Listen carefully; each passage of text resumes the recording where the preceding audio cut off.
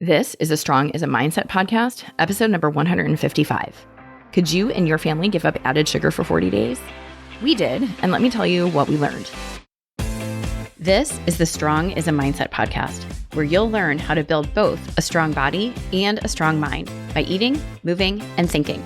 I'm your host, physician, personal trainer, certified health coach, and certified life coach, Carrie Holland.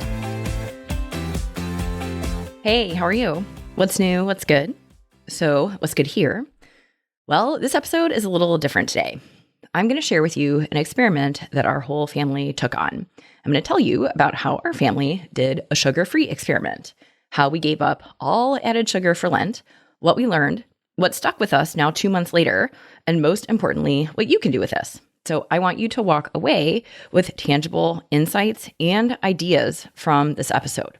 And so before I even get into this, let me add some disclaimers, okay? The purpose of this episode is not to vilify sugar. If you've been around here at all, you know what I will tell you about food. Nothing is off limits, including added sugar, okay? I eat sugar. I eat Cheetos. I eat deli meat occasionally, and my clients do too. Nothing is off limits. But with that being said, I do want to recognize and put a spotlight on the fact that added sugar is literally everywhere, and most of us are eating way more of it than we think. And this experiment that our family did really enlightened all four of us to just how much sugar we were eating. And so before I even get into how we went about it and what we learned, let me just first hit it on the head. Why does this even matter? Why should you care about added sugar and that it is found in so many foods? Well, first, to be clear, remember that not all sugar is the same. There are natural sugars found in fruits, vegetables, and some dairy, and those sugars occur naturally, and natural sugars are not the problem. So certainly if you have a health condition like diabetes, you may need to be conscientious of how much fruit and other natural sugars you're consuming. But what I'm talking about today is the sugar that is added to your foods to make them more palatable. I'm referring to the sugar that is not naturally occurring in food. So this type of sugar is a problem because it's associated with weight gain, type 2 diabetes, heart disease, and liver problems like fatty liver disease. So added sugar has calories, but it has no nutrients. That's where the term empty calories comes from. You're taking in calories by eating sugar-sweetened foods, but you're not getting any nutrients from them. You're getting sweetness, but you're not getting any vitamins, minerals, or fiber. So this is in contrast to eating an apple, for example, which yes, is sweet, but it also gives you vitamins, minerals, and fiber. So when you have the apple, you're getting natural sugars, but you're also getting all the other good things out of the apple that you're not going to get from a teaspoon of white table sugar. And most importantly, remember that your body does not need added sugar. So again, to clarify, your body needs some sugar in order to function properly, but it doesn't need added sugar. Your body needs sugar in the form of glucose to provide energy to your body's cells. But your body is super smart and it can produce the glucose it needs by breaking down other food sources like protein, carbs, and fat. So your body does not need added sugar, okay? That's a really important thing to remember. And that's why there's no recommended minimum requirement for added sugar. You know how I talk about protein and recommended daily intake of protein? I talk about all the time. Well, that does not exist for sugar. There is no recommended daily intake of sugar because your body doesn't require added sugar. So instead, various authorities have proposed maximums or daily upper limits for how much sugar we should be consuming. So if you go to the Dietary Guidelines for Americans, they recommend no added sugar for children younger than 2. And then for children over 2 and adults, the recommendation is that added sugars make up less than 10% of your total daily calories. So that means for a 2,000 calorie diet, the maximum recommended consumption is 50 grams of sugar or 12.5 teaspoons, and that amounts to about 200 calories. The American Heart Association is even more conservative and suggests even less, so 37.5 grams per day for men and 25 grams per day for women. And I'm listing these amounts in grams because that's how added sugar is typically listed on your nutrition label, so you can start looking at this. And it is really easy to hit the maximum recommended sugar intake with 1 can of regular soda and a Pop-Tart. So as an aside, that would put you at a total of 69 grams of sugar. Okay. And my point in sharing this is that if you start reading labels, you will see that it's really easy to surpass 50 grams of sugar in practically no time at all. So again, my goal for this podcast is not to say sugar is bad, don't eat it. Okay. No, Instead, my goal is to help you see that one, added sugar really is everywhere, and two, show you how one family, my family, managed without added sugar and what we learned from this experiment, and help you consider what you might do differently in your own life if added sugar is making up too much of your nutrition. All right, so let's go. Here's where this came from. The idea to do this experiment was not even mine. My oldest son decided on it. So in our house, we typically give up dessert for Lent, as most of us in this house have a sweet tooth and it's a good challenge. But this year, my son had learned more about nutrition at school, specifically about the role of added sugar in so many processed foods, and he decided that he was going to give it up. So when he shared that he was giving up added sugar at dinner one night, Adam and I said, "Hey, we'll do it with you." And upon hearing this, my youngest declared he was not going to be the only one in the family not participating, and the decision was made. So we were all going all in. And after this decision, we made it a team effort. It was actually pretty fun. We decided that if we're going to do this, we're going all in, and we're going to go cold turkey. So the night before we started, we went through the pantry together and literally cleaned out everything in it and removed anything that had added sugar. And that right there, that was eye-opening in itself. By the time we were done cleaning out the pantry, we had 2 huge bins full of foods with added sugar that we stashed in our guest bedroom closet. And of course, there was candy in the bins. There were also granola bars and my favorite peanut butter kashi cereal. Those I was prepared for. But there were loads of other things that I was not prepared to stick in that bin, like the sandwich bread that we used for our kids' lunches, the chicken tinga mix that I loved for repurposing our chicken breasts, the sauce we used in our chicken, rice, and veggie bowls, the panko breadcrumbs we used to bread our tilapia. It was really surprising to me to see just how many of the foods that we ate regularly had added sugar in them. And so we also cleared out our refrigerator, and that meant the chocolate milk was done. The flavored Greek yogurts, also done. Ketchup was done. All of these items were either dumped if they were opened, given away, or taken to the backup fridge to get them out of sight. And so then, when all was said and done, and we finished the purge, our pantry was extremely bare. Not so much the fridge, but the pantry was empty enough that both my kids could climb in and hide on the bottom shelf. And that was when our experiment hit its first roadblock before we even got started. And that was, what in the heck are we going to eat? So we realized, yes, while we had gotten rid of a lot of sauces and mixes, it was also most of our snack foods that were out. And so then we were left with the challenge of coming up with snacks for our kids and for us. So we had to figure out what to do. So instead of some of our usual granola bars, we got Lara bars, which are literally made with nothing more than dates and nuts and fruit. So we chose the Lara bars that didn't have add-ins like chocolate chips in them. We also purchased ridiculous amounts of dried fruit, like every kind of dried fruit you can imagine, and a lot of nuts and popcorn and natural peanut butter. So Costco has their own version with 0 sugar. And of course, we also loaded up with fresh fruit and vegetables. So our snacks shifted quite a bit, but they shifted for the better, and we traded the processed stuff for more whole foods.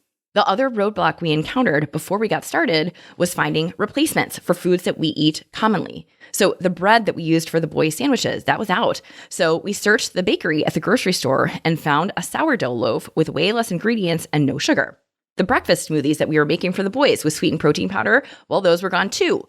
So we replaced those with smoothie bowls made with frozen fruit and milk. And my youngest, Noah, got really good at perfecting the consistency of his smoothie bowls. And we also started making more eggs for breakfast for my oldest son.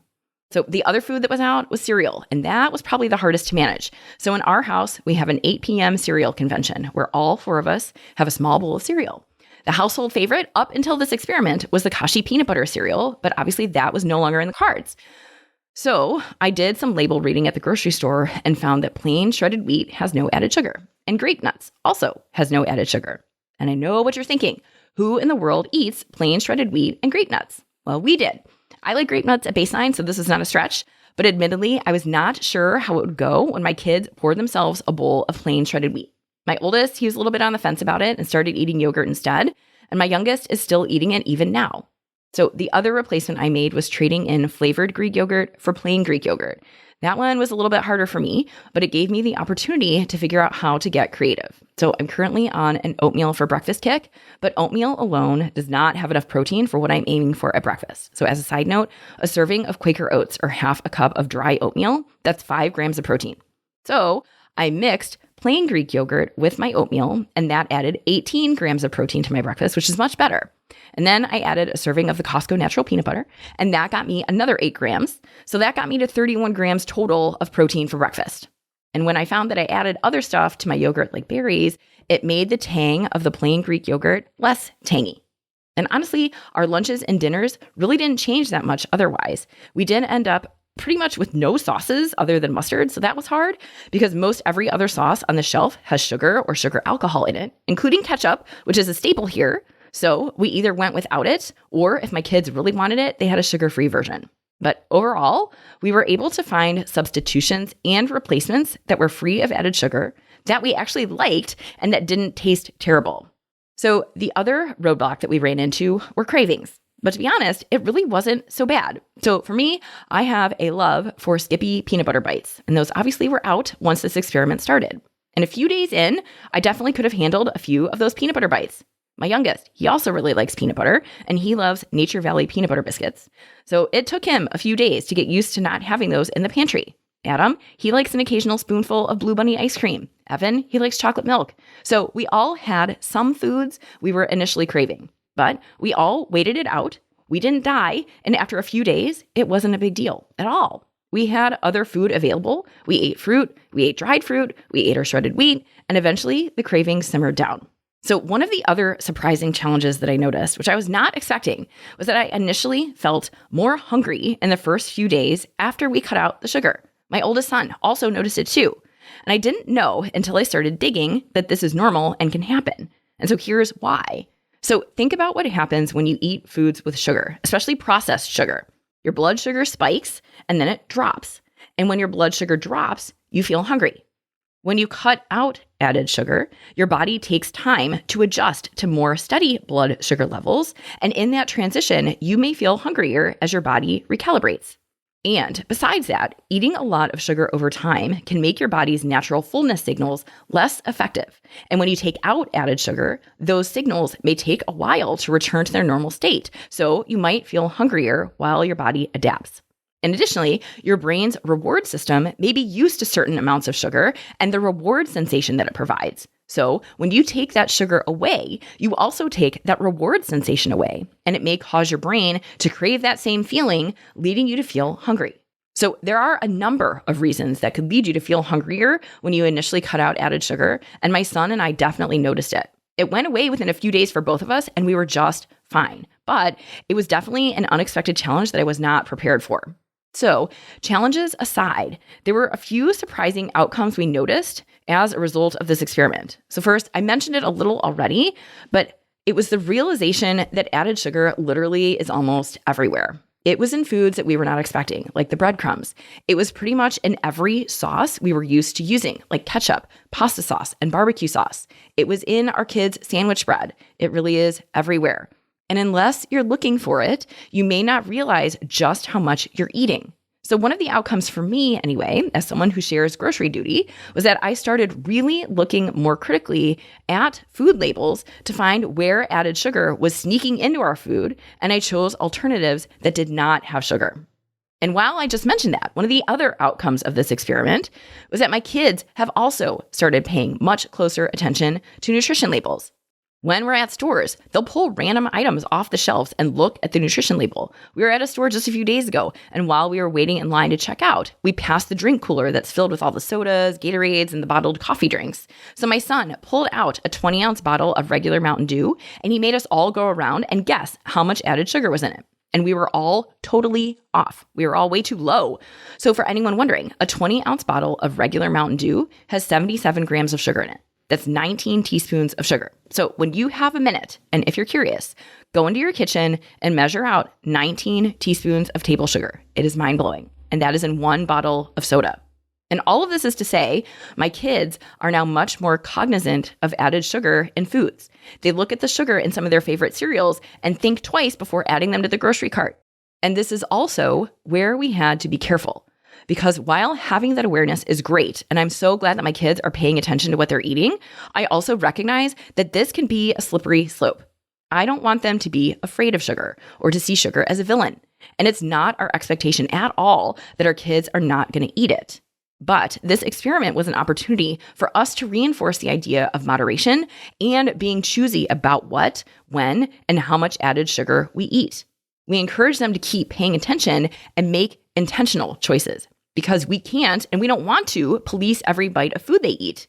So instead, I see my role as offering loads of healthy options for them, educating them, modeling moderation myself to them, and empowering them to practice making healthy decisions for themselves.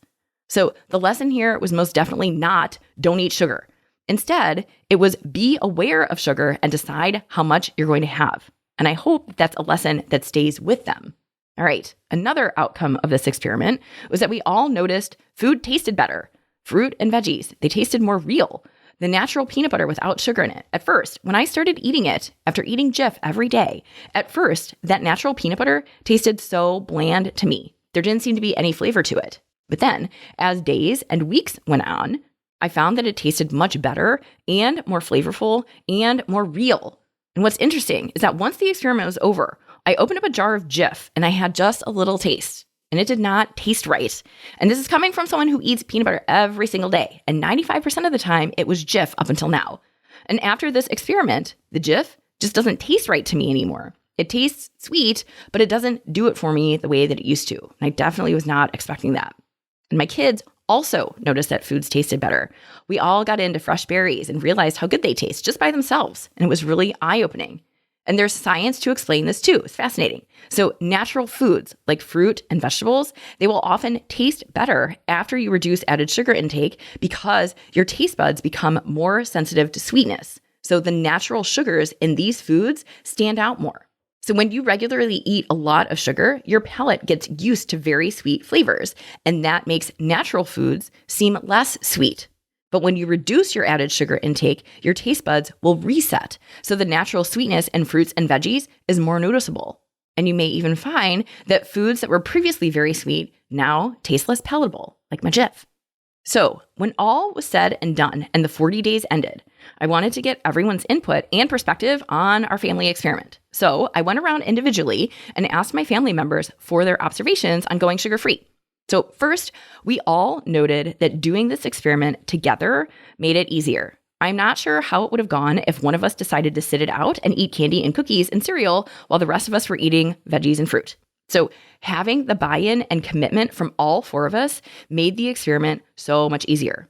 And my husband noted that not having the sugary foods in plain sight made it easier. Taking all the foods out of the pantry and the fridge and moving them to our basement made it pretty easy to forget about them. We were both used to having something chocolatey after lunch, and after a few days of not having it, it was not a big deal.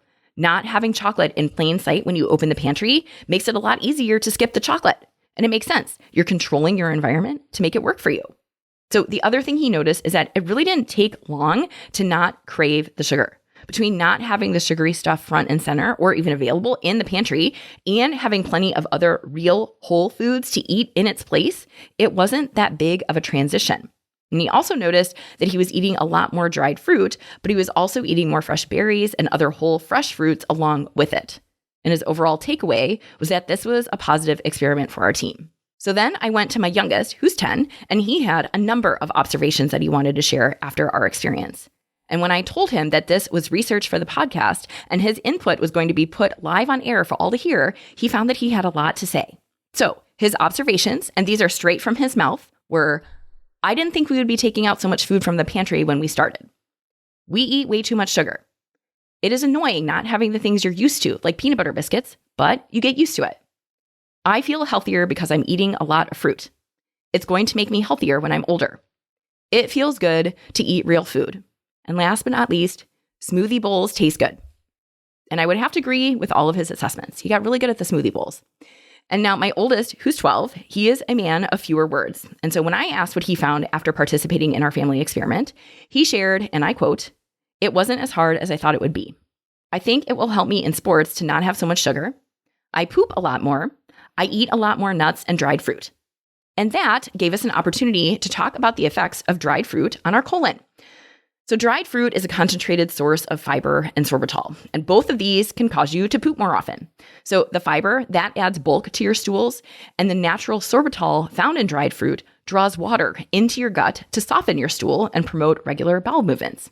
So I'm sure he's glad that he shared that with me and got a science lesson out of the deal, but at least now he'll think twice before reaching for his 5th handful of raisins in a day.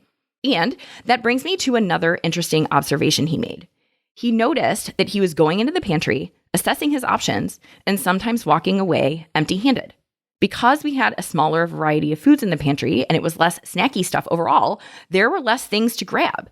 And I noticed him doing this a few times even during the course of our experiment, just staring kind of blindly into the pantry. And I would ask him if he was hungry and if he needed more food, and he would answer no. And he called it out himself. He said he was bored. So that was totally unexpected, but it gave us an opportunity to talk about what else he could do besides eat when he was bored.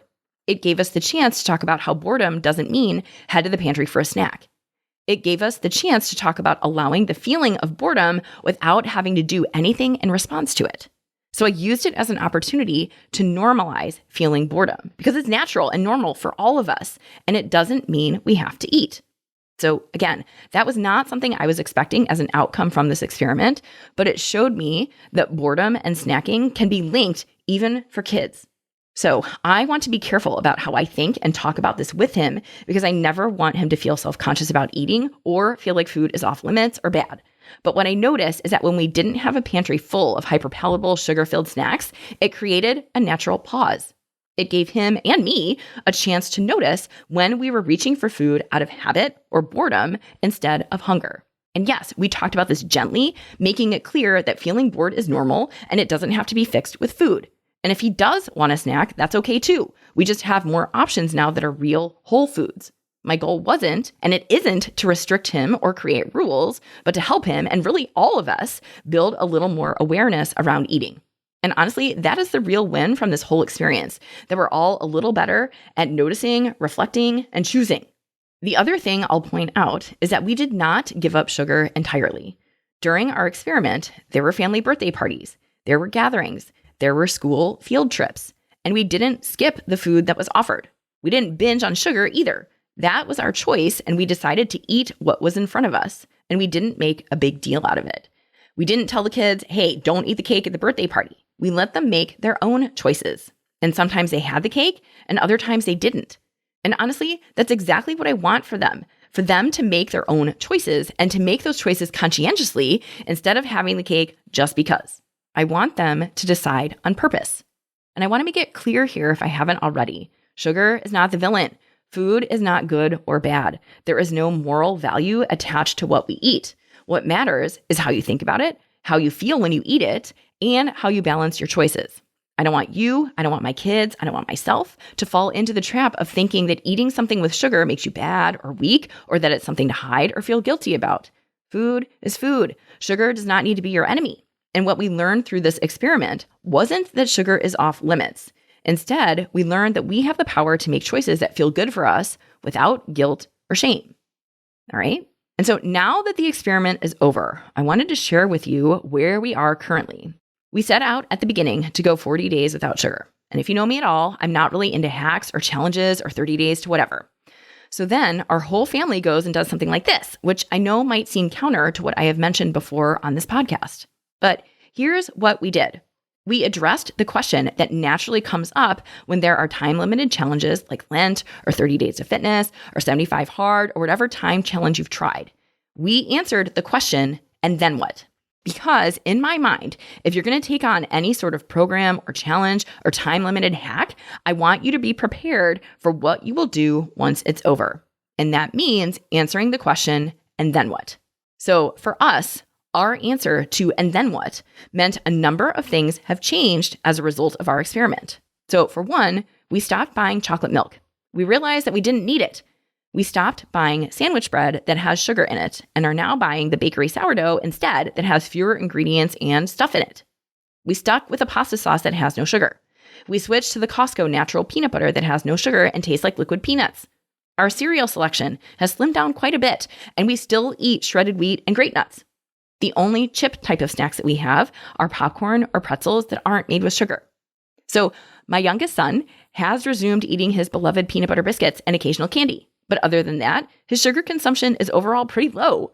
And the same is true for my oldest son. He still eats dried fruit, though not as large a quantities as before. And honestly, he's not digging into the pantry quite so often. He's eating more yogurt and whole food snacks when he is hungry, which I think is overall positive. So the and then what is that we've kept quite a few of the changes that we made permanent. We found substitutions that worked better for us, or we eliminated the sugar-containing foods altogether. And we resumed some foods that we really loved, but overall, our family's sugar intake has gone down significantly. So here is the big takeaway from our family's sugar-free experiment. It was not about cutting sugar out of our lives completely, and it definitely was not about labeling food as good or bad. Really, it was about becoming more aware of what we're eating, why we're eating it, and how food makes us feel. It was about making choices on purpose instead of on autopilot and making small shifts that felt sustainable. I want my kids and myself to see food as just that, food, not as something to be feared or vilified, but as something to enjoy, to fuel our bodies, and to share in connection. And if that means sometimes having the cake at the party, so be it. The point is to choose with intention, not out of habit or guilt. So, if you're curious about trying something like this for yourself, consider it. Not because sugar is evil, but because awareness is empowering. You don't have to do anything drastic. You can start by reading labels and see where added sugar sneaks into your day, and then experiment with a few swaps. You can keep this really simple. You can try it for a week or even a few days just to take notice. You might find that your tastes are changing and your choices are shifting as a result. Then at the end of the day, remember that it is not about eating perfectly. Because honestly, that does not exist. Instead, it's about eating in a way that feels good, tastes good, and moves you closer to your health and fitness goals. That is the real win here. All right? And if you want help with this, let's go. When you coach with me, you'll practice making intentional choices about your food so you feel more in control and more confident. Check out my website, send me a message at www.carriehollandmd.com/contact, and let's talk about how coaching will change your relationship with yourself and with food. All right. Thank you again for hanging out with me, and I'll catch you again next week. Hey, if you want to build muscle but don't know where to start, I've got you covered. Head over to carriehollandmd.com/buildstrength and download my free guide to help you maximize your strength training. Inside, you'll find the essential exercises for building muscle, plus simple 1, 2, and 3-day workout plans that you can follow with just dumbbells and a bench. You'll also find strength training tips to help you train smarter and see real results. My goal is to help you get strong, and this strength training guide will help you do it. Go to carriehollandmd.com/buildstrength and check it out. Thank you for listening to the Strong is a Mindset podcast.